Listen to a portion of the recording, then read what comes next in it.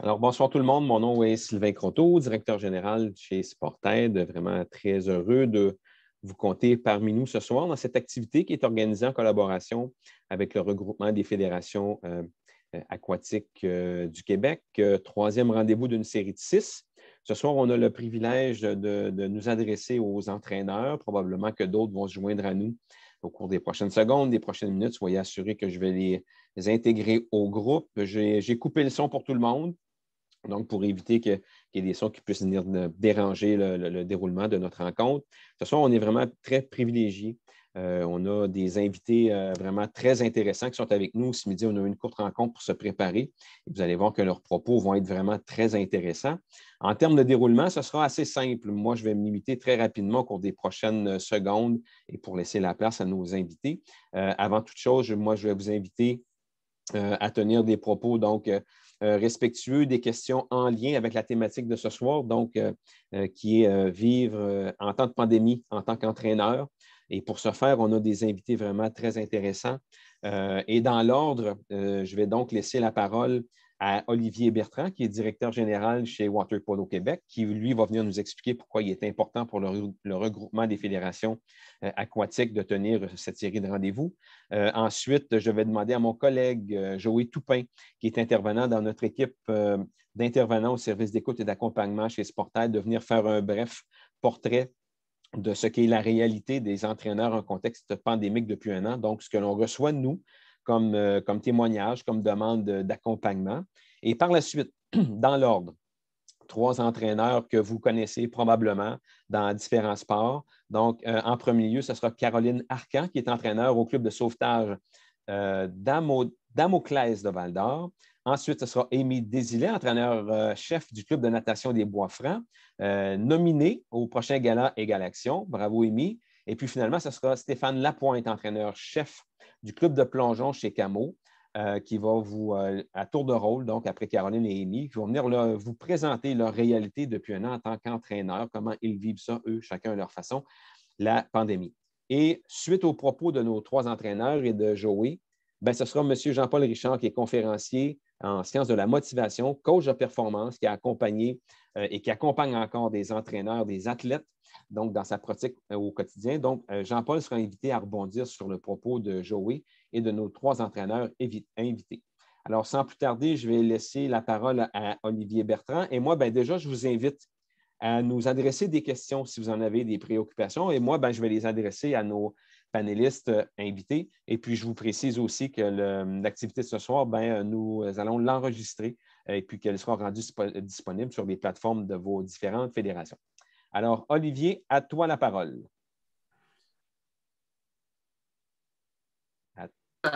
OK. Je pense qu'il fallait me donner la permission de. Oui, vas-y.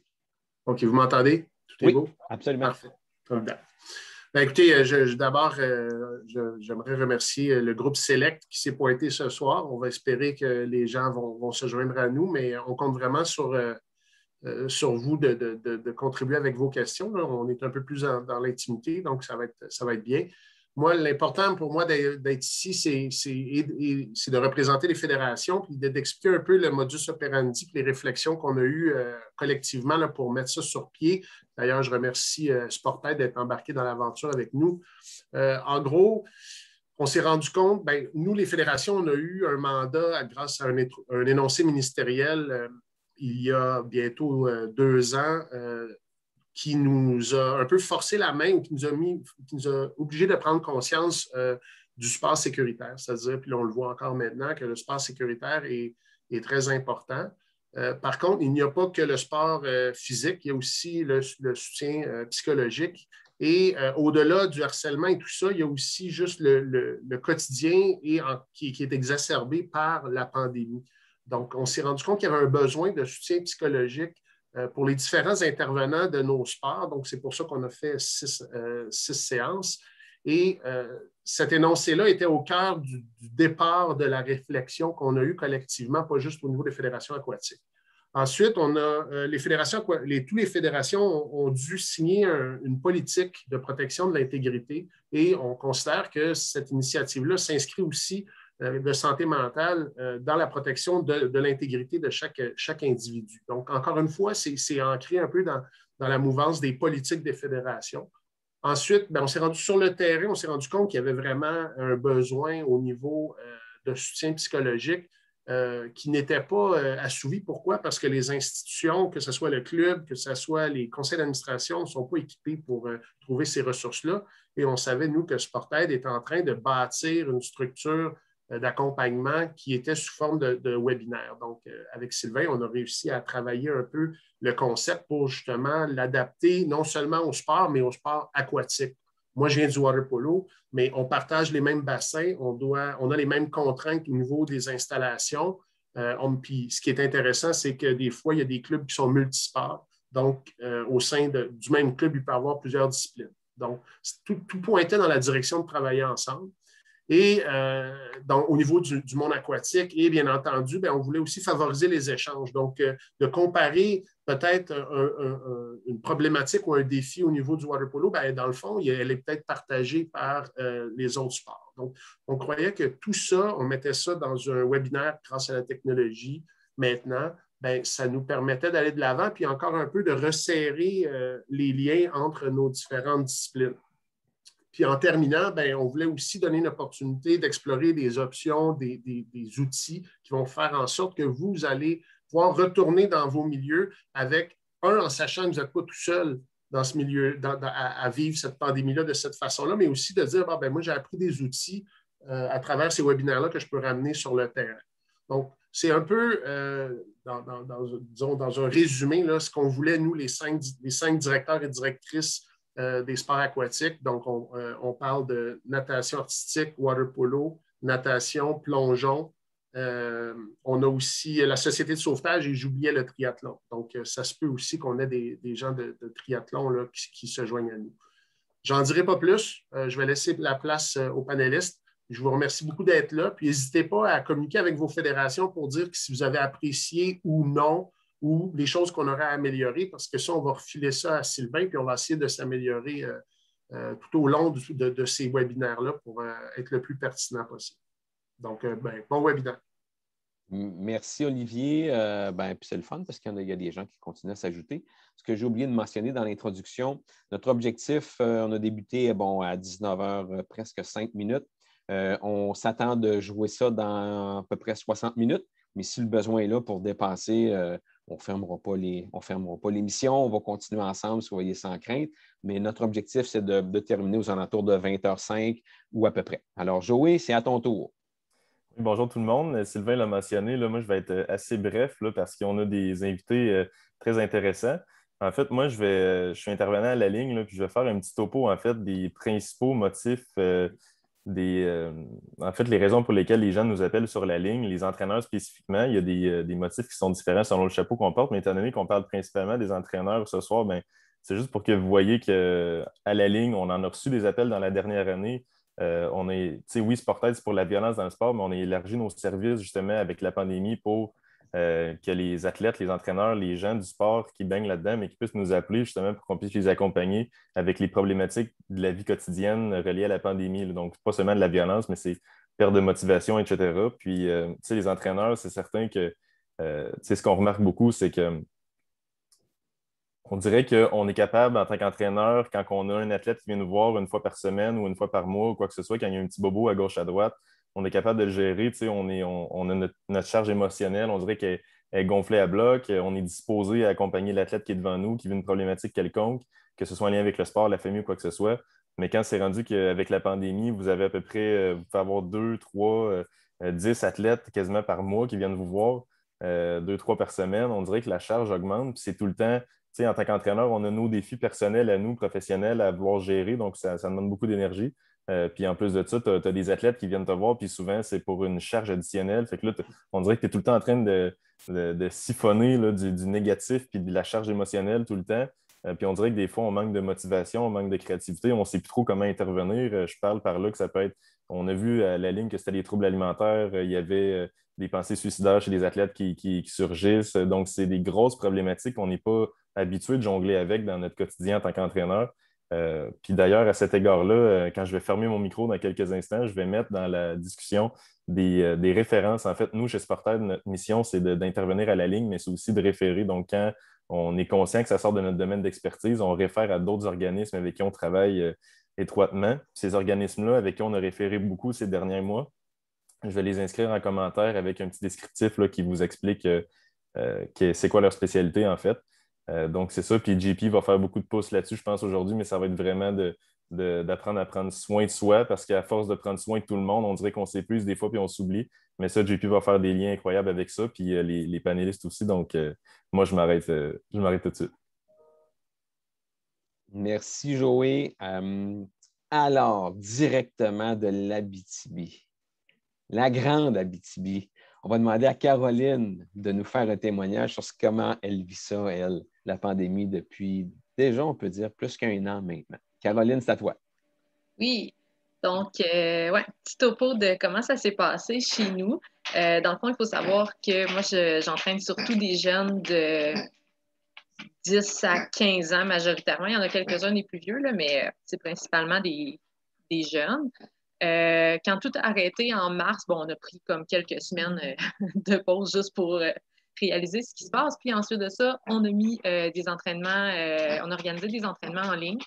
Donc, sur Zoom, des entraînements plus de musculation, un petit peu de cardio, là, mais on s'entend que pour des enfants qui sont habitués d'être dans la piscine, il y en a qui venaient, il y en a que ça les rejoignait un petit peu moins. Mais au moins, on les faisait bouger, il y avait l'occasion de se voir, on les laissait discuter entre eux aussi un petit peu pour qu'ils continuent à socialiser. Puis, je dirais vers la mi-mai, on a commencé à sentir une baisse de motivation, un moins grand taux de présence parce que, bon, il commençait à faire beau. Quelques semaines plus tard, on a pu démarrer notre saison estivale avec des entraînements à l'extérieur qui se sont déroulés avec quelques adaptations pour les mesures sanitaires, mais dans l'ensemble, ça se déroulait comme à l'habitude. Et étant en zone jaune, on a pu retourner à l'entraînement en piscine à partir de septembre. Donc, jusqu'à Noël, on a eu nos entraînements qui se sont déroulés encore là sensiblement comme on était habitué. En décembre, ça s'est arrêté et ça n'a pas reparti en janvier. On pensait que ça allait être pour quelques semaines, mais finalement, ça s'est étiré. L'école a recommencé, mais pas le sport. Le sport parascolaire a recommencé, mais pas le sport civil. Fait que là, finalement, on va reprendre la semaine prochaine. Mais entre-temps, en janvier, moi, sur le plan professionnel, c'était quand même plus exigeant, plus difficile. Puis, j'avais pas l'énergie, j'avais pas la tête à repartir des entraînements virtuels. Donc, j'ai pris la décision de mettre ça sur pause. Fait que depuis janvier, les jeunes de notre club n'ont pas eu d'entraînement. Puis, comme entraîneur-chef, je ne suis pas allée solliciter mes entraîneurs non plus. J'ai vraiment décidé de prendre une petite pause, puis je l'ai senti, là, surtout dans les dernières semaines, les parents m'écrivaient « As-tu une idée quand est-ce que ça reprend? J'ai hâte. » Les parents ont hâte que ça recommence, puis les enfants aussi. Mais c'est ça, tu sais, j'ai vraiment, dans les dernières semaines, les derniers mois, pensé à moi un petit peu de manière égoïste, parce que je ne sentais pas que j'aurais pu offrir quelque chose de qualité aux jeunes. Fait que ça ressemble à ça, le topo de la dernière année de mon côté. Merci, Caroline. Moi, j'ai déjà hâte d'entendre Jean-Paul tantôt là-dessus, mais c'est un témoignage vraiment très, très intéressant et très pertinent à entendre. Alors, Jean-Paul, je suis convaincu que tu te prépares. Alors, Émy, c'est à toi. Oui, allô? Est-ce que vous m'entendez? Oui, absolument, Oui, Émy, okay. on t'entend bon, bien. Super.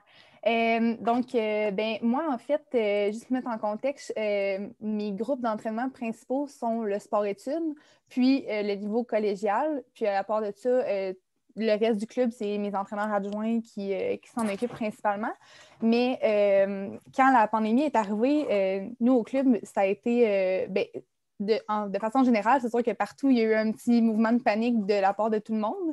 Mais je vous dirais qu'au club, on était dans une phase de mise en place de projets. On était comme tout le temps sur la go. Il y avait des projets qui se faisaient. On était comme tout le temps en mode de trouver des nouvelles idées, même avant la pandémie. Donc, quand ça a arrêté, on a pris un petit moment pour essayer de voir comment on pourrait adapter ça.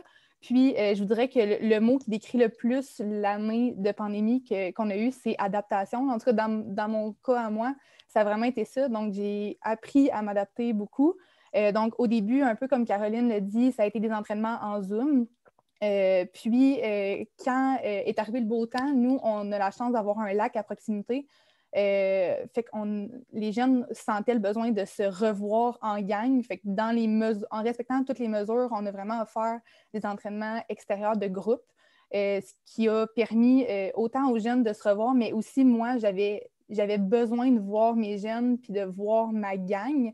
Fait que moi, ça m'a fait du bien tout l'été de pouvoir avoir un semblant de normal sans, évidemment, il n'y avait pas de compé, mais au moins, il y avait un esprit de groupe qui était là, fait que ça l'a fait du bien de ce côté-là. Puis là, en septembre, ben, c'est sûr que c'est la rentrée, donc les jeunes et moi-même, on s'attend à ce que ça reparte normalement parce que c'est ce qu'on croyait avec l'été qu'on avait eu. Donc là, on prépare tout comme si c'était le retour à la normale, le retour aux entraînements réguliers. Puis, je vous dirais que le début d'année, c'est super bien fait. On a fait des compétitions à l'interne. Donc, les jeunes pouvaient avoir des référents à l'interne, des petites compétitions, des objectifs personnels. Mais en arrivant en décembre, c'est là que ça a été le plus dur. Là, on avait comme déjà 4 mois de fête sans rien de concret. Puis pour moi aussi, c'est vraiment en décembre que ça a été le plus dur parce que là, ça faisait comme presque un an. Puis là, je me rendais compte que c'était vrai, qu'est-ce qu'on vivait, puis que ça allait durer peut-être encore plusieurs mois. Donc, j'ai tendance à créer beaucoup de projets, à tout le temps garder les jeunes actifs, autant parce que moi, j'ai besoin d'avoir comme quelque chose de concret à quoi me rattacher pour pouvoir faire mon travail. Puis, je sentais aussi que les jeunes avaient besoin d'avoir des activités tout le temps pour essayer de garder un certain focus, quelque chose qui les lie, parce que sinon, on avait... C'est facile de se laisser aller puis de devenir comme... les émotions prennent le dessus. Puis j'avais l'impression que dans leur cas, à eux, et dans mon cas, on avait besoin de se rattacher à quelque chose. Donc, ça a été un petit peu comme ça qu'on a fonctionné. Mais quand on a pogné notre mur, surtout moi, j'ai pogné mon mur, on a comme pris les vacances de Noël, ça a bien tombé, c'était les vacances de Noël, mais après ça a été plus dur de repartir. Donc, janvier, février, mars, ça a été plus dur parce qu'on voyait qu'il n'y avait comme rien encore qui arrivait, qui se passait. Mais on a, en tout cas, moi, en tant qu'entraîneur, j'ai pris la décision de autant l'année passée, quand ça a commencé, que maintenant, de m'entourer d'un CA puis d'une équipe de parents qui sont présents pour leurs jeunes puis qui étaient capables de me donner des outils puis de m'aider là-dedans. Puis, on a essayé le plus possible le club de fonctionner avec notre région. Donc, aller chercher dans les autres régions comment ils fonctionnaient versus nous pour essayer des fois de voir, bon, mais est-ce que ce qu'on fait, c'était bien? Est-ce que ce qui se fait ailleurs, on pourrait l'essayer ici? Parce que des fois, on est comme à court de... nous, on essayait tout le temps de faire des nouveaux projets, mettons, au mois et demi pour pas que ce soit monotone. Mais nous, c'était vraiment notre façon de faire. On s'est adapté le plus souvent possible. Puis on était allé chercher de l'aide le plus qu'on pouvait. Mais c'est sûr qu'à un moment donné, on pogne notre mur, puis je pense que c'est normal de le pogner. Mais si on va chercher, si on s'entoure, je pense que ça peut mieux aller. Fait que je dirais que dans notre cas, présentement, ça va super bien. Mais c'est sûr que c'est des up and down qu'il faut gérer tout le temps. Fait que ça ressemble un peu à notre topo. Merci, Amy. Pour Amy, Caroline et Stéphane, tous les trois, ils auront probablement des choses à ajouter dans la prochaine heure. Moi, je vous invite, là, je vous rappelle, si vous avez des questions, déjà à me les adresser. Si vous ne voulez pas les poser parce que ça vous indispose, ça vous gêne, adressez-les-moi. Je vais les adresser à nos panélistes sans nommer de qui les questions proviennent. Mais il ne faut pas vous gêner. Cette rencontre-là est là pour vous. Alors, profitez de ce moment-là. On est là, les panélistes sont là pour vous partager et échanger avec vous. Stéphane, c'est à ton tour. Allô tout le monde. Oui, ce que Caroline et Amy ont dit, c'est, bon, je pense qu'on l'a tous vécu. Pour moi, j'ai vécu la pandémie en plusieurs phases. Il y a eu la première phase qui était le confinement total et qui était tout le monde dans le même panier. Donc, c'était sincèrement plus facile à gérer parce que tout le monde était dans la même situation. Je suis chanceux, j'ai une équipe de laquelle mon équipe à Camo Plongeon, je suis très bien entouré. On a tous des forces différentes, donc c'était facile un peu de gérer qu'est-ce qu'on va faire, comment on va innover, qu'est-ce qu'on peut faire pour maximiser. Tout le monde est embarqué là-dedans. J'ai un CA aussi qui était prêt à se rencontrer n'importe quand pour trouver les bonnes solutions et tout. La partie plus difficile, je l'ai vécue après, quand on a réouvert à l'été. C'était super le fun. Puis après ça s'est mis à se reconfiner, mais de façon pas nécessairement toujours bien comprise. Donc, exemple, j'avais des athlètes sur l'équipe nationale qui ne pouvaient plus plonger, mais j'avais des athlètes sport-études de 10 ans qui pouvaient plonger. Donc, là, il y a un sentiment d'injustice qui s'embarque. Là, ça devient beaucoup plus personnel et complexe. Donc, en tant que coach, ça a été dur à gérer toutes les émotions de chacun des athlètes. Je pense que c'est important de laisser la place des écouter à la base. J'ai eu beaucoup de travail d'écoute empathique avec Jean-Paul, entre autres, dans les dernières années, qui m'a beaucoup servi, veut pas, dans la pandémie. Jean-Paul, aussi, pendant notre fédération, a été quand même proactive, qui a décidé d'investir dans les entraîneurs. Donc, on avait des rencontres avec Jean-Paul pendant la pandémie sur comment prendre soin de nous en tant qu'entraîneurs.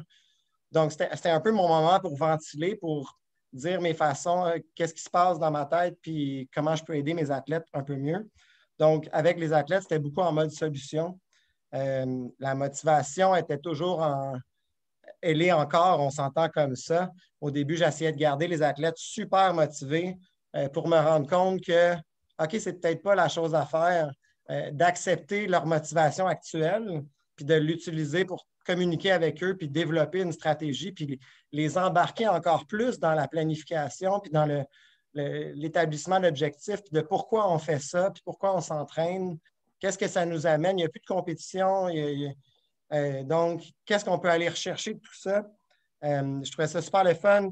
Amy, elle a apporté le point de l'équipe. Puis moi, mon équipe nous a été très, très tissée serrée pendant la pandémie. À un moment donné, au mois de mai, après 3 mois de confinement, bien, on a décidé d'aller, tous les coachs ensemble, aller visiter les athlètes sport-études à travers on a des athlètes sport-études de Trois-Rivières à Cowansville, juste pour vous donner une idée.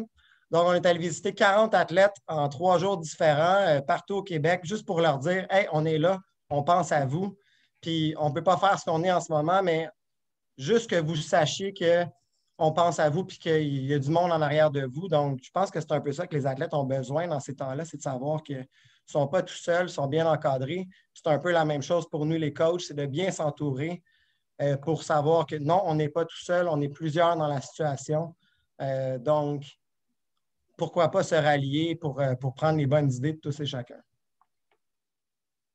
Merci Stéphane. Il n'y a toujours pas de questions qui apparaissent dans le chat. Peut-être que vous attendez de les poser à micro ouvert tout à l'heure. Il n'y a pas de problème. Ah, tiens, il y en a une qui vient d'apparaître. Mais peut-être que vous les réservez pour les poser ad lib à micro ouvert. Ça aussi, ça sera permis, il n'y a pas de problème. Mais en attendant, Jean-Paul, je pense qu'il y a de la matière pour rebondir pour toi pour au moins 2 minutes. Alors, Jean-Paul, je te laisse y aller. Vas-y. Merci. Merci, Sylvain. Merci, les entraîneurs. Encore une fois, toujours inspirant, toujours extrêmement intéressant d'entendre la façon que vous vous êtes adaptés. Moi, ce que je retire de ce que vous avez témoigné, c'est que présentement, dès le début de la pandémie, comme Stéphane a dit, j'ai essayé d'aller soutenir vraiment les entraîneurs pour leur lancer le message de présentement dans une situation extraordinaire comme on est depuis 1 an, c'est tellement important en tant qu'entraîneur de prendre soin de soi. Puis d'introduire un peu des mots où est-ce que peut-être on n'est pas habitué en tant qu'entraîneur d'utiliser beaucoup. Donc, ce qu'on a fait dès le premier confinement, c'est qu'on est allé parler de devenir vraiment conscient en tant qu'entraîneur, donc d'autoconscience, de comprendre ce qui nous entoure parce que c'est vraiment compliqué, mais surtout comprendre ce qui se passe à l'intérieur de nous aussi, donc les différentes émotions qui se passent à l'intérieur de nous. Fait que ça, c'est vraiment quelque chose qu'on a discuté pour ensuite de parler de compassion. on parle beaucoup d'empathie. Donc, empathie, c'est de comprendre qu'est-ce qui se passe. Puis ça, les entraîneurs, c'est très important de le faire pour nos athlètes puis les personnes qui nous entourent, mais aussi d'avoir de la compassion, donc d'avoir comme une action pour aller plus loin que l'empathie, mais d'aller vraiment supporter.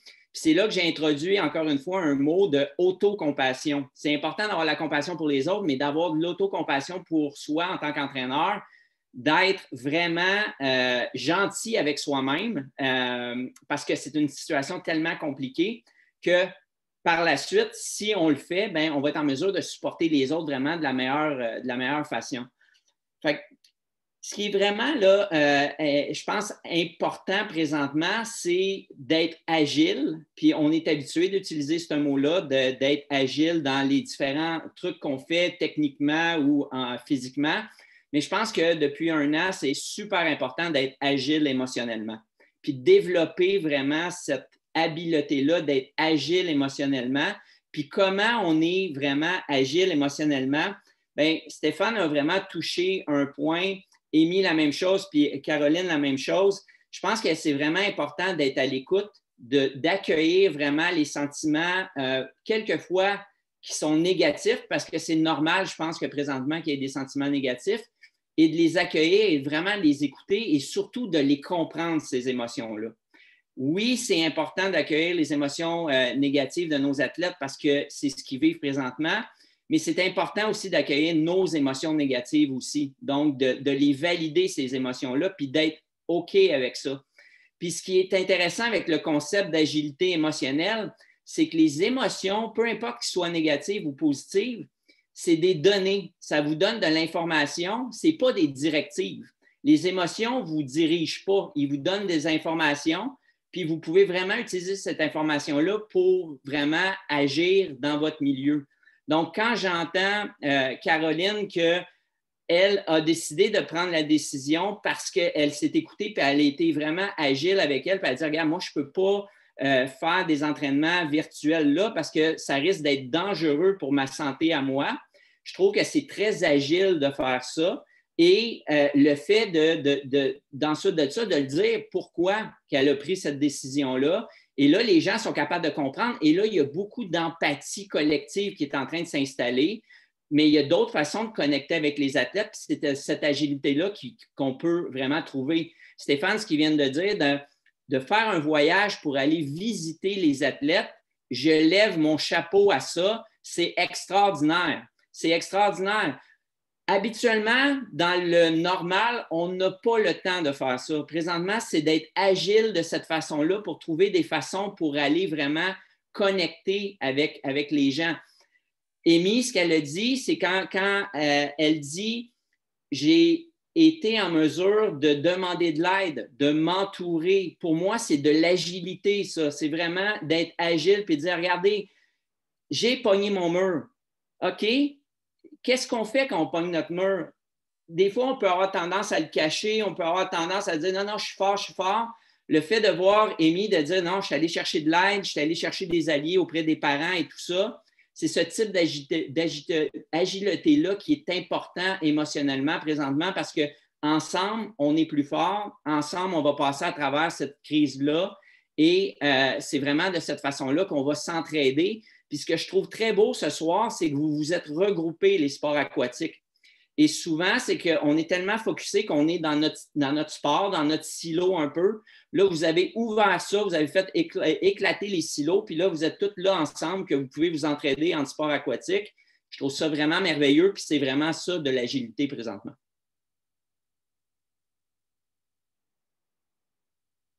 Je sais, mon micro n'était pas ouvert. Merci, Jean-Paul. On a 2 questions. Olivier, vas-y donc. Tu dis que tu as une intervention, puis après ça, on va adresser les premières questions qui ont été. Moi, théoriquement, j'ai un chapeau d'administrateur. Oui, j'ai entraîné pas mal de temps dans ma vie, mais ce que je peux retenir aussi de la séance pour les administrateurs qui s'applique, je crois, à toutes les sphères, c'est le concept d'anticipation. C'est que la COVID nous a imposé nous a enlevé un peu l'action, Puis on a comblé ça avec de l'anticipation. Alors là, on a fait, bon, on fait quoi? Là, on est stationné, il n'y a plus rien qui bouge. Et ce qu'on s'est rendu compte, puis j'aimerais entendre les coachs là-dessus, c'est que cette anticipation-là fait en sorte que c'est comme si ton disque dur est toujours en train de rouler 24 heures sur 24 parce que tu te dis, bon, ben, demain matin, qu'est-ce qui va arriver? Demain matin, il va... Contrairement à quand tu as une planification, tu dis, ben, je m'entraîne pour un championnat canadien. Oui, il peut y avoir des petites choses. Puis on a comme pris une décision collective, les administrateurs un peu ensemble, de diminuer ce niveau d'anticipation-là pour essayer de revenir à ce qu'on peut contrôler. Ça a quand même enlevé un certain stress, une certaine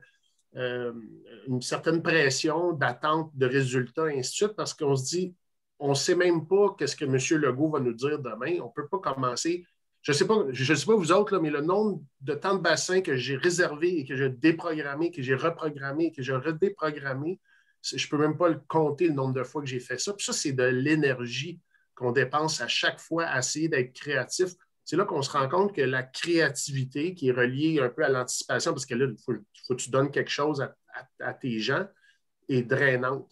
Moi, j'aimerais ça entendre peut-être les entraîneurs s'ils ont senti cette anticipation-là, puis jusqu'à quel point ça a un peu envenimé leur quotidien.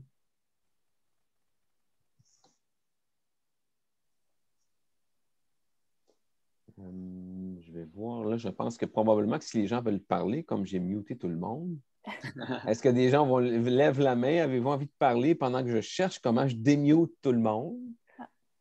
Touc, touc, touc, touc. En fait, Amy et moi, on a ouvert nos micros. Je pense allez-y, pendant que je cherche. Vas-y, Amy, j'enchaînerai après.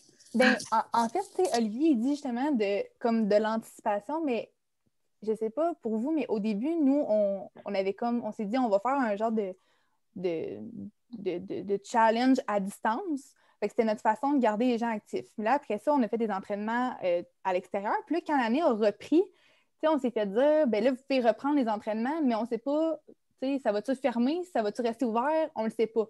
Fait que nous, on a fait des plans en se disant que, bon, on part l'année et on verra. Puis là, tranquillement, pas vite, ça ferme. Et là, ça réouvre, mais on ne sait jamais. Fait que là, on dirait qu'aux 2 semaines, on est en train de faire et refaire autant de la planification que des horaires pour les jeunes. Puis là, après ça, c'est les jeunes et les parents qui posent des questions de quand est-ce qu'on va recommencer, comme Caroline le disait tantôt, quand est-ce qu'on va recommencer, quand est-ce que ça revient.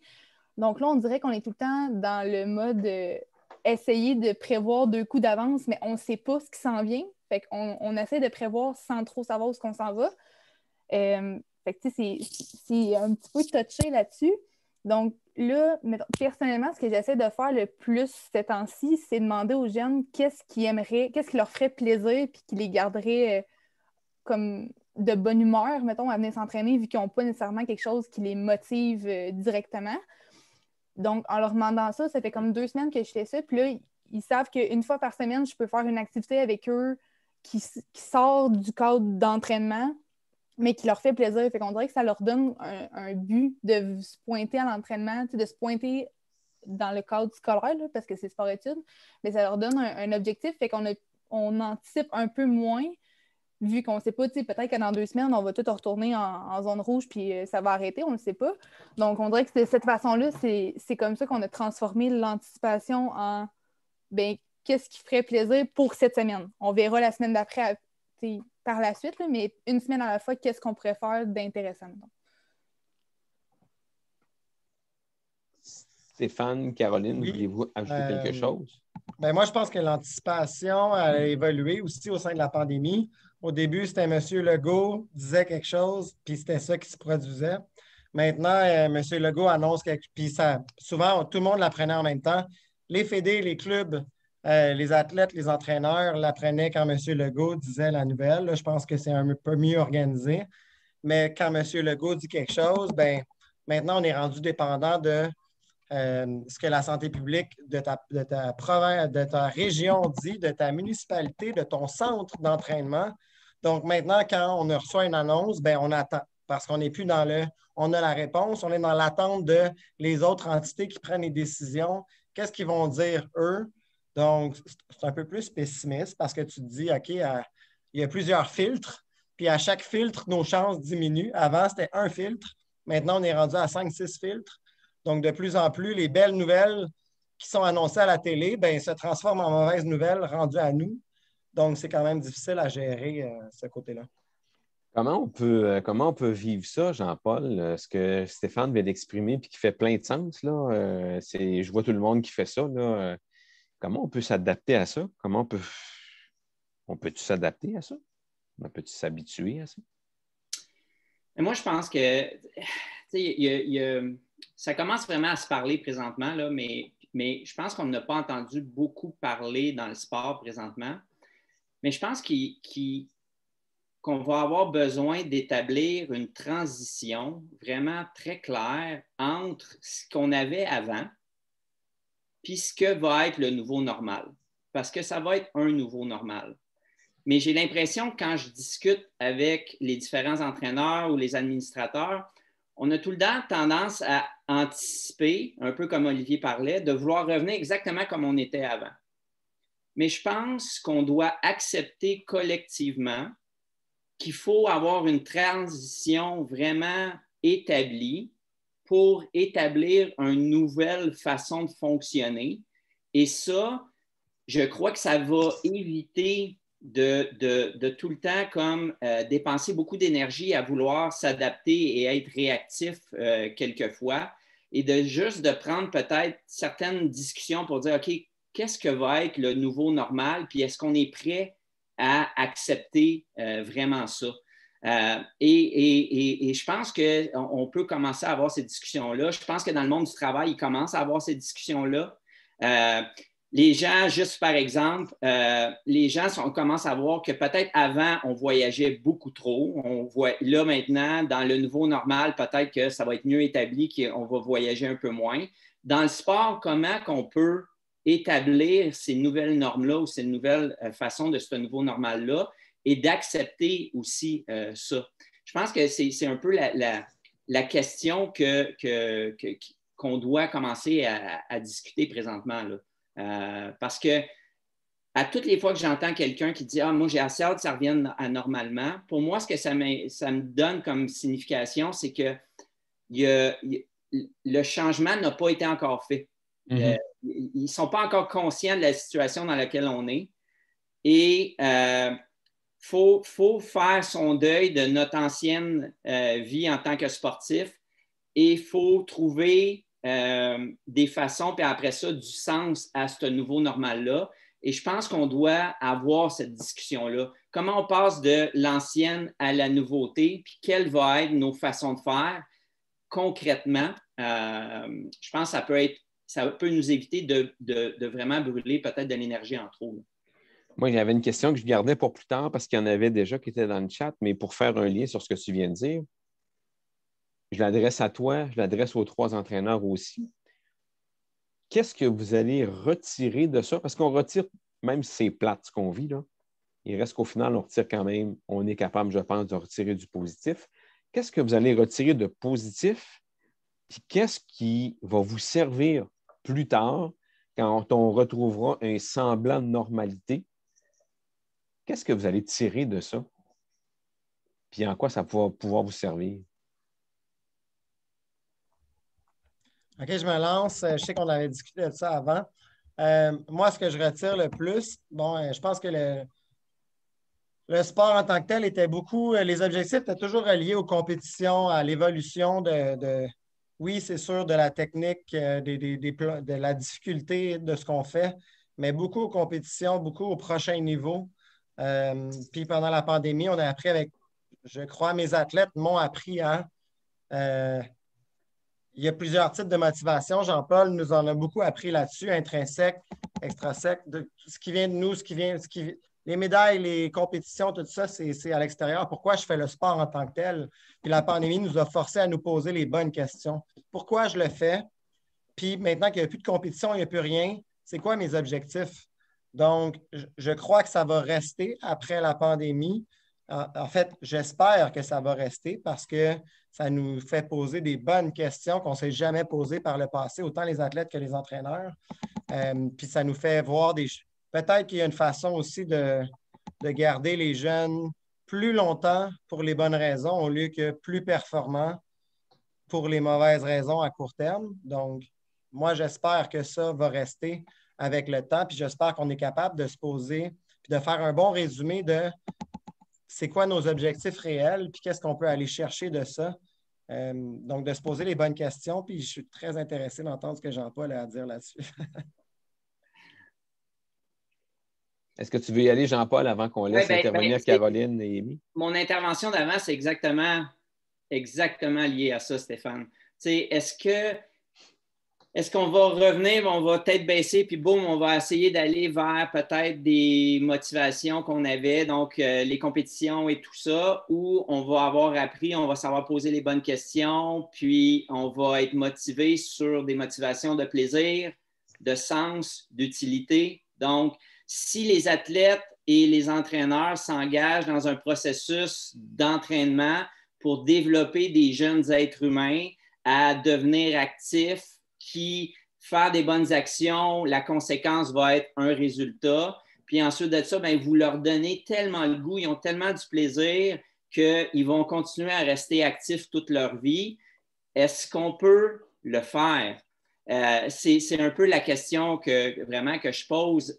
Puis que, tu sais, plus on va avoir ces conversations-là, plus on va en parler, mais plus on va devenir conscient de tout ça. Et je pense que c'est très, très, très important d'avoir eu cette année-là, 2020, de pause pour peut-être être un reset, pour peut-être ensuite de ça se diriger vers ce type d'intervention que Stéphane a parlé.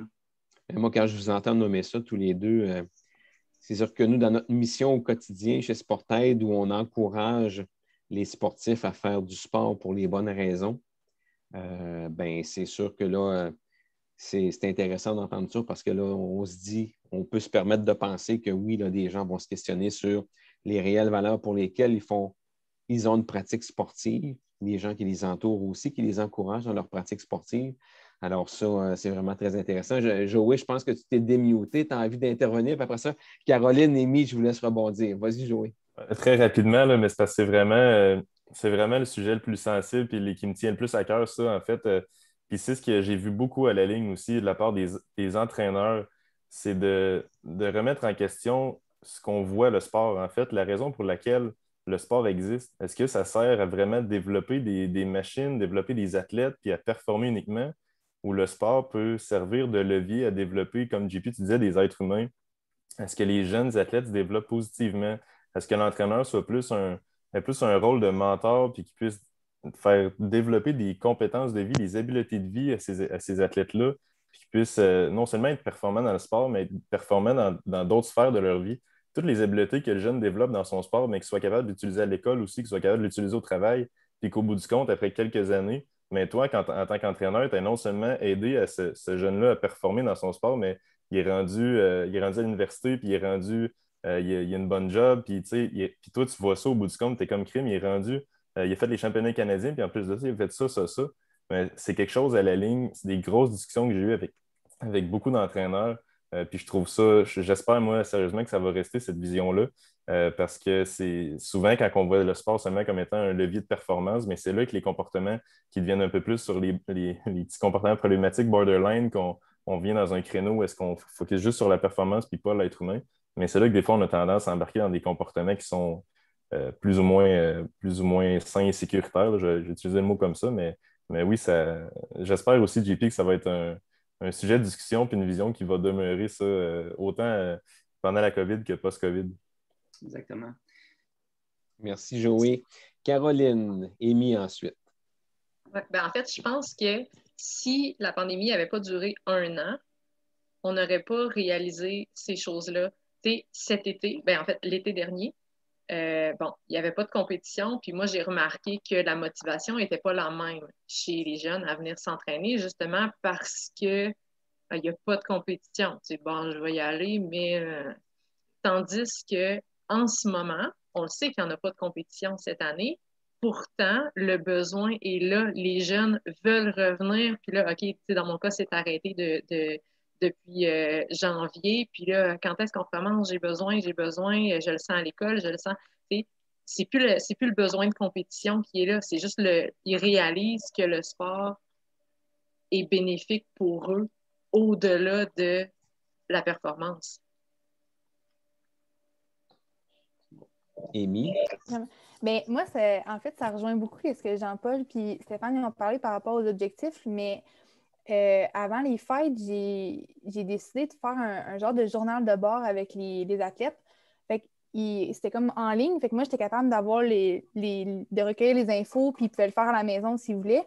Mais il y a des athlètes, des fois, que verbaliser qu'est-ce qu'ils ressentent ou qu'est-ce qu'ils veulent ou leurs objectifs, ils ont de la misère à le faire. Puis comme ils sont assez habitués avec leur cellulaire, je me suis dit que c'était une bonne idée de le faire là-dessus. Puis il y en a plusieurs en fait, il y avait 4 critères. Ils devaient m'écrire une chose qu'ils étaient fiers d'avoir réalisé dans l'entraînement, que ça soit technique, que ça soit juste un comportement. Il y en a qui sont plus jeunes et sont en train d'apprendre à gérer leurs émotions et tout. Fait que ça peut être par rapport à ça.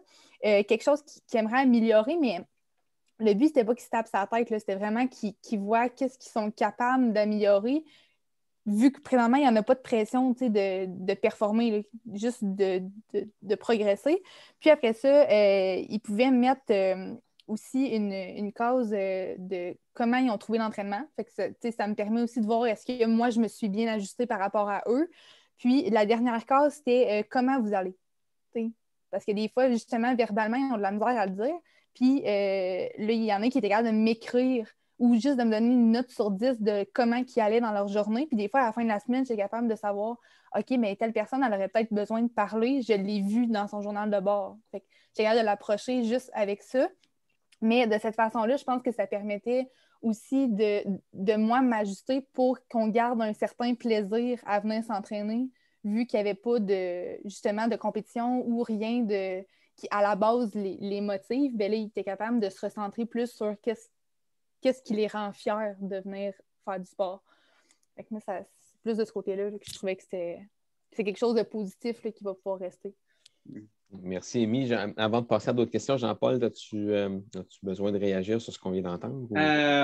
C'est sûr que moi, ça vient vraiment m'orienter vers vraiment les fondements de la motivation. Puis, il y en a beaucoup qui m'ont entendu là, sur l'appel. Je parle beaucoup de besoins psychologiques chez les athlètes, mais chez les êtres humains. Donc, les entraîneurs qui ne sont pas au courant de ces 3 besoins psychologiques-là, ça vient d'une théorie de l'autodétermination qui est la théorie la plus vraiment valable en motivation présentement. Moi, je m'en ai servi comme cadre de référence en tant qu'entraîneur. Ces 3 besoins-là sont le besoin d'affiliation, donc un besoin psychologique d'affiliation qui, pour connecter avec nos amis, nos collègues, nos teammates, dans le fond, ça, c'est très, très, très important. Puis c'est quelque chose que présentement, qu'on manque beaucoup à cause des contraintes qu'on a dans la pandémie. Le besoin d'autonomie aussi est le deuxième besoin psychologique qui est très important, d'avoir vraiment de participer à nos programmes d'entraînement, vraiment à notre carrière sportive, autant chez les athlètes que les entraîneurs, c'est très, très, très important. Et ensuite de ça, le besoin de compétences, le besoin de s'améliorer et d'être compétent à chaque jour. Juste d'avoir ça en tête en tant qu'entraîneur, si vous êtes en mesure de créer les paramètres pour satisfaire ces 3 besoins-là, déjà, vous allez créer des conditions pour aller vers des motivations vraiment saines, autonomes, qui sont plaisir, sens, utilité. Quand ces 3 besoins-là sont frustrés, vous tombez vers l'ego, les récompenses. Olivier demande si les entraîneurs considèrent qu'ils ont un rôle à jouer dans le bien-être. Moi, de mon côté, ma réponse est oui. Si vous êtes en mesure de satisfaire ces 3 besoins psychologiques-là, automatiquement, vous allez toucher au bien-être des athlètes. Donc, quand j'entends Amy qu'elle a fait un journal, elle pose des questions, moi, ce que j'entends, c'est qu'à travers ces questions, elle donnait de l'autonomie à ses athlètes, elle créait de l'affiliation, puis elle les rendait compétents en demandant qu'est-ce qu'ils voulaient faire ou comment ils pouvaient participer à différents défis. Fait que des petites choses simples comme ça vont susciter ces 3 besoins psychologiques-là qui vont vraiment permettre de créer les conditions pour atteindre une motivation optimale. Question pour toi, Jean-Paul, puis après ça, il y aura une question pour nos 3 invités entraîneurs. Comment un entraîneur peut-il mieux gérer les attentes des athlètes et des parents en situation de gestion de crise? Puis je pense que ça pourrait être intéressant aussi d'entendre les entraîneurs répondre à cette question-là, parce que vous l'avez vécu, vous le vivez. Mais Jean-Paul, peut-être en premier, puisque la question t'était destinée. Ben regarde, moi, là, déjà en partant, ce qui est super important, c'est l'intention. C'est quelle est notre intention en tant qu'entraîneur? Est-ce que notre intention, c'est de développer, encore une fois, des jeunes êtres humains qui ont un rôle d'athlète? Donc, déjà en partant, si vous avez l'intention de développer, puis c'est vraiment une intention bienveillante, déjà votre posture d'entraîneur va être vraiment différente. Ensuite de ça, ben, les objectifs très clairs, très précis, puis être en mesure de vraiment les morceler, ces objectifs-là, pour vraiment mettre le processus très, très clair. Et si le processus est très, très clair, mais il va être le fun, ils vont s'améliorer, ils vont avoir du plaisir là-dedans. Donc, tous les 3 besoins psychologiques vont être satisfaits. Et la conséquence de ça va être les résultats. Et ça, ben, je pense que c'est très, très, très important d'expliquer ça aux parents et de vraiment créer une alliance, puis qu'ils font partie de l'équipe, être inclusif vraiment avec les parents par rapport à ça. Puis souvent, il faut répéter parce qu'ils n'ont pas la même conception que nous en tant qu'entraîneurs. Mais je pense que c'est de les faire participer. Puis là, quand ils voient que ça marche, bien là, ça devient des alliés. Puis c'est la même chose aussi au niveau des athlètes. Je trouve que la pandémie, c'est ce qui est arrivé, ça nous a forcés à être encore plus attentifs au processus parce que c'était ce qu'on avait. Et vraiment d'être vraiment présent dans ce processus-là. Et on ne peut pas s'échapper avec des compétitions ou avec des voyages. On est là, donc est-ce qu'on est vraiment bien dans cette situation-là? Puis je pense qu'il y a des athlètes qui vont voir que, oh, OK, j'aime vraiment mon sport pour ça. Il y en a d'autres qui vont se poser des questions, puis ça va demander un certain soutien pour les raccrocher à leur sport, pour trouver des nouvelles valeurs. Ou bien il y en a malheureusement qui vont quitter, mais peut-être que ça peut être aussi normal. Alors, les 3 entraîneurs à tour de rôle, je vais vous nommer Amy, Caroline, Stéphane. Comment avez-vous géré ou comment gérez-vous encore les attentes des athlètes et des parents depuis 1 an? Ben en fait, les athlètes, je vous dirais qu'il y a encore certains athlètes qui sont en train de comprendre qu'est-ce qui se passe, parce qu'il y en a qui sont encore dans leur bulle qui pensent que d'ici 2 semaines, ça va repartir comme si de rien n'était. Là. Fait que je vous dirais que les athlètes, ça dépend des âges, des stades où ils sont rendus dans leur développement. Mais les parents, j'ai tendance à... Ben, en fait, dans mon travail, je garde tout le temps les parents au courant de qu'est-ce qui se passe. Donc, le plus possible, soit par courriel, soit sur notre groupe Facebook, je les tiens au courant. Des fois, si je reçois une nouvelle puis que par écrit, je me dis ça se peut que ça soit confus, bien là, je fais une vidéo, je l'explique. Sinon, je fais un live avec les jeunes. Je prends des fois, je fais juste prendre des vidéos aussi des jeunes en entraînement.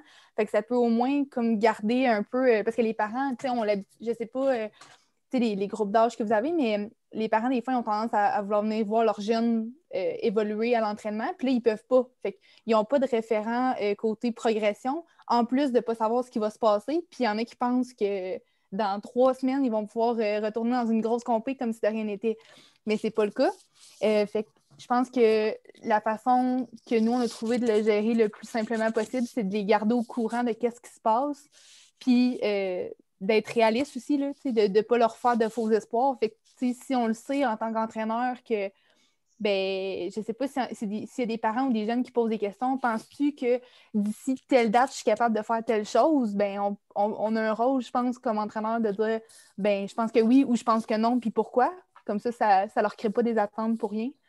Peut-être, moi, c'est mon point de vue là-dessus. Là. Je ne sais pas, Caroline et Stéphane, ce qu'ils en pensent. Allez-y donc. Caroline. Oui, ben, de mon côté, voyons, bon, je viens comme de perdre mon idée. C'est ça, avec les plus petits, en fait, ce que je peux dire, c'est que les parents de mon club, c'est des parents vraiment impliqués et compréhensifs, à l'écoute aussi. Donc, déjà, quand on a commencé à remettre en place des petites choses au départ, d'eux-mêmes, comme on comprend que ça repart, puis l'important pour l'instant, c'est juste qu'ils se revoient. C'est juste de bouger. C'est juste de recommencer un petit peu pour que ce soit simple. Fait que juste cette mentalité-là, ça apporte un certain soulagement, puis ça fait descendre la pression parce que je le sais que je n'aurai pas de gestion à faire auprès des parents. Puis les plus jeunes, c'est ça, tu sais, eux, ils ne se créent pas tant d'attentes. J'avais quelques athlètes qui avaient des ambitions un petit peu plus élevées, qui se préparaient à vivre leur premier championnat canadien ou qui étaient peut-être qui se préparaient à une sélection peut-être sur l'équipe nationale. Donc, eux, la motivation, puis là, les attentes, qu'est-ce qui va arriver, tu sais. Ça, il y avait un peu plus de gestion à faire. Puis, à un certain point, cet automne, j'essayais de leur transmettre l'idée de reconnaissance, d'apprécier chaque moment que vous pouvez passer dans la piscine. Il en est venu un point, je pense que c'est autour de novembre, où est-ce qu'on était, des clubs de sauvetage au Québec, il n'y en a pas 50. Avec, il est venu un point où on était le seul club qui pouvait encore s'entraîner autour de novembre. Je l'ai dit ça aux athlètes, j'ai réalisé, vous, la chance que vous avez, même s'il n'y a pas de compétition, même si vos objectifs ont peut-être changé, apprécier de pouvoir bouger, apprécier ça. Puis, après ça, la suite, ça viendra. On ne sait pas ce qui s'en vient. Faites juste prendre un entraînement à la fois, puis ayez du plaisir pendant cet entraînement-là. Merci, Caroline. Stéphane? OK, c'est bon, j'embarque. Je pense que Caroline et Amy ont bien décrit les athlètes, les parents. Je pense que les parents, ça a été une adaptation. Avant, c'était je peux aller à la piscine quand je veux, je vois l'évolution de mon enfant. Maintenant, c'est je n'ai aucun rapport visuel de ce qui se passe avec mon enfant. Je le sais que il y a des bonnes journées, il y a des moins bonnes journées. Donc, je pense qu'ils ont pris un rôle plus de supporter à la maison qui est positif, ce qu'on amène à les éduquer vers ça depuis déjà vraiment longtemps, de laisser les objectifs aux entraîneurs, aux athlètes, puis de jouer leur rôle de parents. Ils ont comme été forcés un peu là-dedans de faire ça. Donc, ça, c'est bien. Mais j'aimerais dévier la question vers ce qu'Olivier a demandé, parce que moi, je coach des athlètes plus adultes, là, entre 16 et 39 ans, de plongeon et de haut vol. Puis, est-ce que vous considérez que vous avez un rôle à jouer dans le bien-être psychologique des athlètes? Énormément. Autant dans le bien-être que dans le pas bien-être des athlètes. Fait qu'il faut en être conscient, encore plus maintenant en temps de pandémie.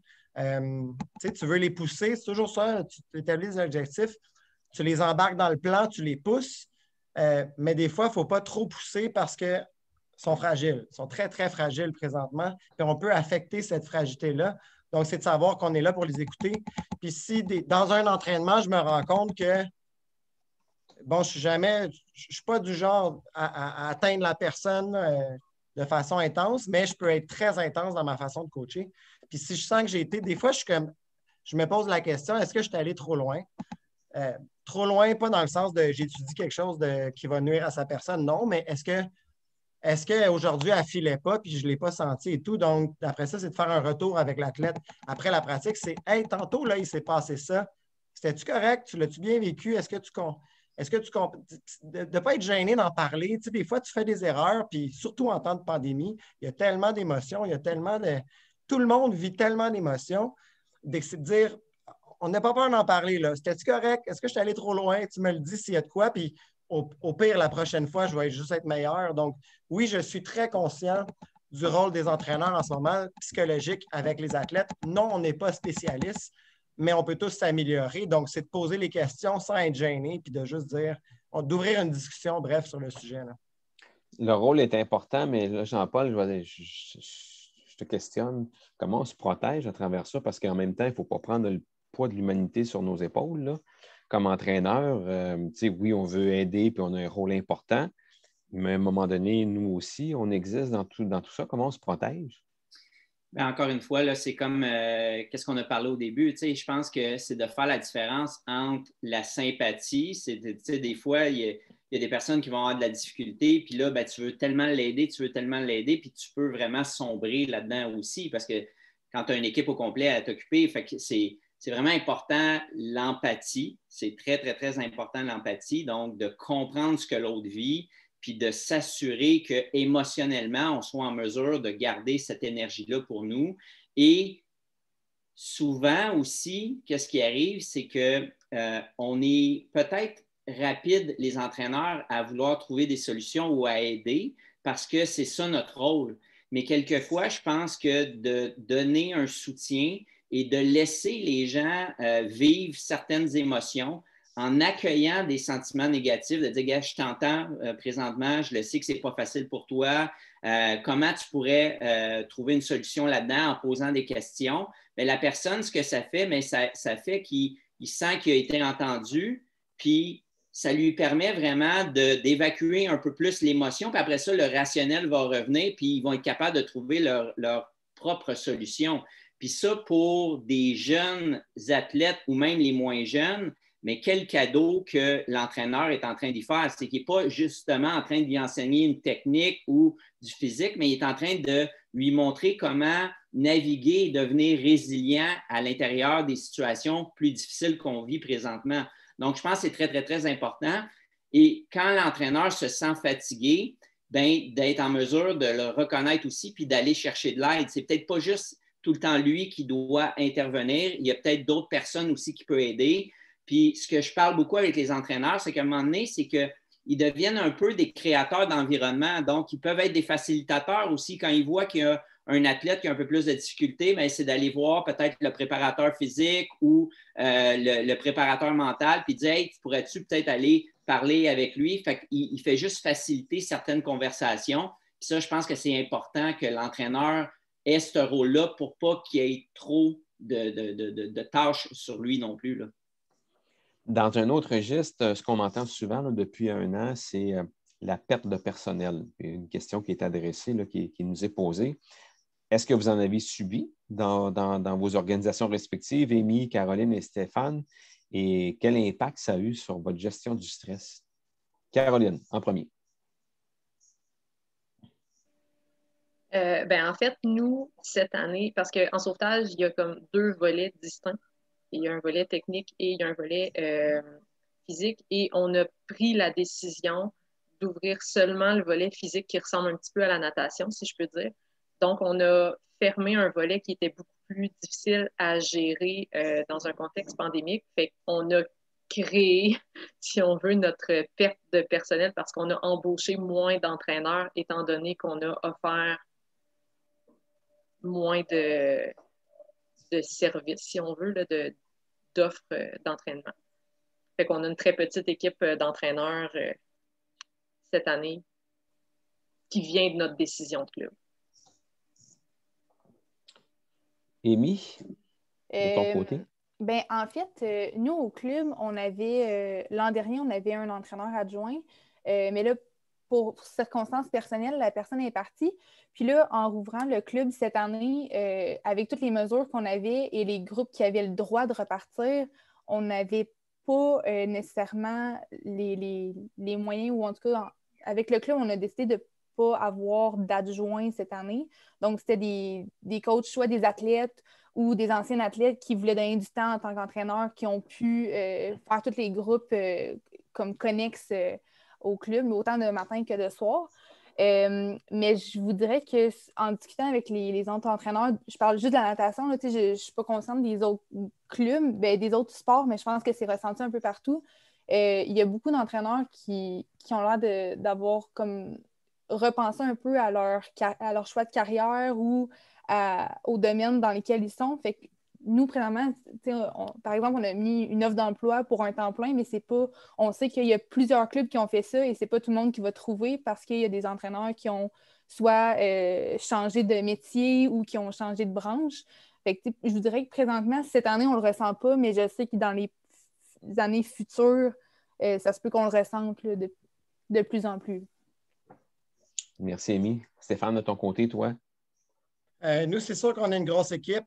Juste au club de Plongeon-Canon, on est 7 employés à temps plein, une vingtaine d'employés à temps partiel qui, depuis mars 2020, n'ont pas d'emploi. Donc, on essaie de garder contact, mais on les a veut pas perdus. Donc, c'est un peu la crainte. Comme toujours, l'impression d'un épée de Damoclès sur la tête de quand ça va repartir, on n'est pas prêt. On n'a pas les employés que ça prend. Il n'y a pas de formation offerte en ce moment en plongeon due aux difficultés de l'assistance manuelle, tout ça. Donc, on ne peut pas former des gens. On n'a pas nos anciens gens, on n'a pas nos anciens instructeurs, entraîneurs. Donc, quand ça va repartir, puis avec le boom olympique, c'est toujours la grosse année, bien, on est toujours en ce moment en période de stress, on n'est pas équipé, on n'a pas ce qu'il faut, puis on ne peut pas faire ce qu'on veut pour y arriver. Donc, on a l'impression que c'est comme pas dans notre contrôle en tant que club de dire OK, on trouve les gens puis on les forme. On ne peut même pas les former. Ça dépend de nos fédés, ça dépend d'autres entités. Donc, oui, c'est un stress sur les clubs qui est très, très grand présentement. En tout cas, je parle pour le plongeon de dire on n'est pas équipé pour ce qui s'en vient. Puis c'est dommage parce qu'on devrait, pour être capable de toffer, là, excusez l'anglicisme, à long terme, bien, il faut prendre ce qui s'en vient. Puis on ne peut pas en ce moment penser qu'on peut prendre ce qui s'en vient.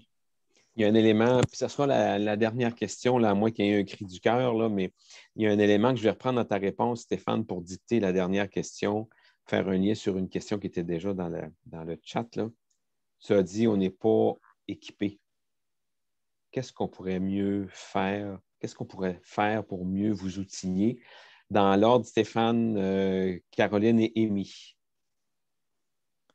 Bien, je pense que pour nous, je pense qu'on est capable de. On fait déjà travail avec vous, avec Sportaid, pour le côté des athlètes, les entraîneurs, comment ils se sentent et tout. Non, on n'est pas spécialiste de tout ça. Par contre, on est spécialiste de donner des cours de plongeon. Puis en ce moment, non seulement on ne peut pas le faire, mais on ne peut pas préparer non plus, quand on va pouvoir le faire, préparer des gens à pouvoir le faire. Donc, c'est vraiment au niveau de la formation, d'être capable d'offrir des formations d'instructeurs, d'entraîneurs. Je ne sais pas si c'est un cas réparti dans les autres sports, mais en plongeon, c'est très présent. On ne peut pas faire de formation en ce moment. Puis ça nuit au club. Il y a plein de clubs qui ont perdu des entraîneurs qui ne peuvent même pas, même s'ils ont des gens en tête, ils ne peuvent même pas les former présentement. Avant que Caroline et Amy poursuivent, oui, il y a un commentaire qui est totalement pertinent. Oui, valoriser le métier d'entraîneur. Tellement vrai, tellement vrai. Caroline, c'est à toi. J'ai pas grand-chose à ajouter, honnêtement, sur ce que Stéphane a dit, là. C'est bien correct. Il n'y a pas de souci. C'était complet. J'approuve 100%. Good. Amy, toi, est-ce que tu as quelque chose à ajouter? Ben, en fait, Stéphane, je pense qu'il a pas mal tout dit. Nous, l'avantage, je sais qu'en plongeon, il y a peut-être plus justement comme il y a des choses spécifiques qui font qu'ils ne peuvent pas être formés. Nous, l'avantage, c'est qu'on peut tout faire en ligne. On n'a pas nécessairement besoin d'être sur place pour être formé. C'est quelque chose qui est vraiment intéressant. Mais encore une fois, c'est comme j'ai vu le commentaire de la personne qui disait de valoriser le métier, puis c'est vrai que souvent, il y en a qui pensent, je pense à d'autres sports parce que dans ma famille, il y en a qui travaillent pour d'autres milieux sportifs, mais souvent, c'est considéré comme c'est un parent qui coach le soir son enfant. Mais tu sais, être entraîneur, c'est un métier à temps plein qui est possible. Mais si c'est pas valorisé, si c'est pas mis de l'avant, ben oui, c'est le fun d'avoir des gens en tête, justement, comme Stéphane dit, mais si on n'est pas capable d'aller les chercher puis de faire en sorte que c'est leur métier pour vrai, ben c'est sûr que c'est plus dur. Puis, tu sais, par exemple, tantôt on parlait d'être outillé, mais c'est sûr que, mettons, présentement, à Victo, moi, je suis la seule à temps plein. Fait que tous les autres, c'est des étudiants qui font quelques heures de soir comme job étudiante. Fait que oui, on est entouré, on a un CA, on a des parents pour nous aider, mais il reste que autant cette année, gérer une pandémie, gérer tout ce qui vient avec, que de gérer un club pas en pandémie, quand l'équipe n'est pas assez grande pour le faire, ben ça peut être compliqué. T'sais. Fait que je pense qu'on fait le tour. Merci, Amy. Chez nous, chez Sportaid, nous, le corollaire qu'on fait toujours, c'est que les entraîneurs, pour nous, vous êtes comme les enseignants dans des écoles. Alors, c'est sûr que de notre côté, vous êtes reconnus, puis on va continuer à le dire, puis à tout faire en sorte qu'on puisse vous supporter du mieux qu'on le peut. Jean-Paul, je te vois faire. Tu as un mot à ajouter, puis avant que tu ajoutes un mot, parce que là, on va clore ensuite, à moins que Stéphane, Caroline ou Amy aient quelque chose à ajouter. Moi, déjà, je veux vous remercier d'avoir participé ce soir. Votre témoignage a été vraiment, vraiment enrichissant, pertinent, vraiment très intéressant de vous entendre. Jean-Paul, je te laisserai quelques minutes si je sens que tu as envie de rebondir. Après ça, je vais laisser Joey. Je voulais juste rajouter, là, puis on a eu cette conversation-là récemment, Sylvain, mais je pense que l'importance de faire connaître le métier d'entraîneur. Je pense que vraiment, des fois, on travaille beaucoup dans l'ombre, puis les gens ne comprennent pas vraiment nos actions, dans le fond. Donc, de faire connaître, d'être conscient aussi de l'influence que l'entraîneur a sur la vie des jeunes athlètes, puis qui peut vraiment intervenir non seulement au niveau du sport, mais vraiment à éduquer des principes là, pour rester actif tout au long de la vie, qui va avoir une répercussion incroyable sur la santé globale de l'individu. Donc, je pense que ça, c'est... On va être là vraiment pour épauler cette mission-là, là, c'est sûr. Merci, Jean-Paul. Vous avez peut-être eu le droit à une primeur, mais oui, Jean-Paul et nous, on se parle beaucoup, puis on réfléchit sur qu'est-ce qu'on pourra faire ensemble à un moment donné. Puis là, je vois un commentaire qui dit « C'est correct la formation en ligne, mais la partie pratique de la formation, ce n'est pas en ligne. » Vous avez tellement raison. Puis chez nous, c'est quelque chose qu'on dit beaucoup, puis c'est quelque chose qu'on met en pratique parce que depuis le peu d'années qu'on existe, déjà pour nous, c'est important d'aller à la rencontre des gens, de travailler avec vous sur des mises en situation, des ateliers. Moi, ce que je dis souvent à ma gang, c'est qu'il faut se cogner la tête ensemble. Puis ce n'est pas effectivement dans des formations en ligne qu'on réussit ça. Ça fait que faites-vous-en pas chez Sportaid, vous n'avez pas à nous vendre ça. Joey, le mot de la fin, puis après ça, moi, je vais terminer très rapidement. Maintenant, je n'ai rien à rajouter à part de dire merci aux 3 entraîneurs, puis à JP, puis à tout le monde qui était là. Et moi, j'assiste Sylvain avec toi depuis une couple d'ateliers, puis à chaque fois, c'est loin d'être redondant pour la même chose. Là, les entraîneurs puis les personnes qui participent amènent toujours un vécu qui est vraiment riche, puis que nous, on garde vraiment dans notre banque. Même si je suis intervenant, je garde tout ce que vous dites. Puis moi, ça m'aide à faire des interventions auprès des autres aussi. Fait que merci beaucoup, c'est super pertinent. Merci, Joey. Monsieur Olivier, un dernier mot au nom de vos fédérations aquatiques. Ben là, j'ai presque le goût de reprendre ma phrase dont je vous avais donnée. Là. On parle de mettre le masque avant de le mettre aux autres. Ben, en natation, dans le sport aquatique, il faut mettre notre speedo avant d'aider les autres. Alors, gardez ça en tête. OK? Toujours mettre son speedo avant d'aider les autres. Merci. Merci, Olivier. Et merci au regroupement des fédérations aquatiques. Merci, Jean-Paul. Merci à nos 3 panélistes d'avoir été là. Merci à tout le monde d'avoir été là et d'avoir été là jusqu'à la fin. Puis je ne vous dirai pas bon retour à la maison. C'est devenu un classique, mais je ne le dirai pas parce que vous êtes déjà chacun chez vous. Merci. Passez le mot parce que la semaine prochaine, c'est un rendez-vous pour les parents. Salut, merci beaucoup. Bye-bye. Bye-bye tout le Tout le monde. monde. Merci.